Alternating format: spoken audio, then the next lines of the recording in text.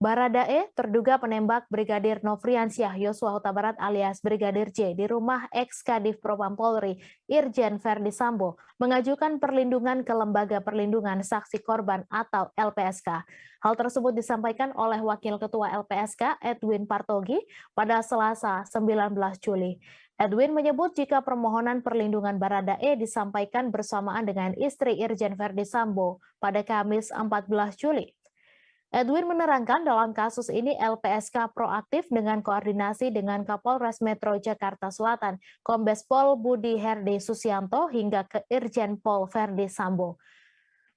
Pihaknya juga telah mendalami keterangan dari Baradae dan istri Kadif Propam, namun belum diperoleh keterangan dari istri Kadif Propam karena kondisinya yang masih terguncang.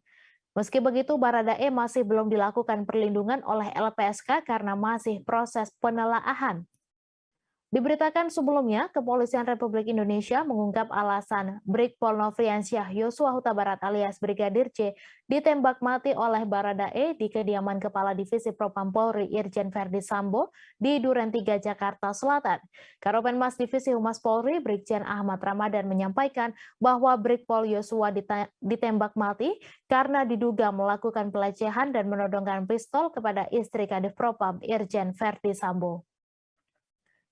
Ramadan menuturkan bahwa fakta itu diketahui berdasarkan hasil olah TKP dan memeriksa sejumlah saksi. Dua saksi yang diperiksa diantaranya adalah istri Kadif Propam dan Baradae.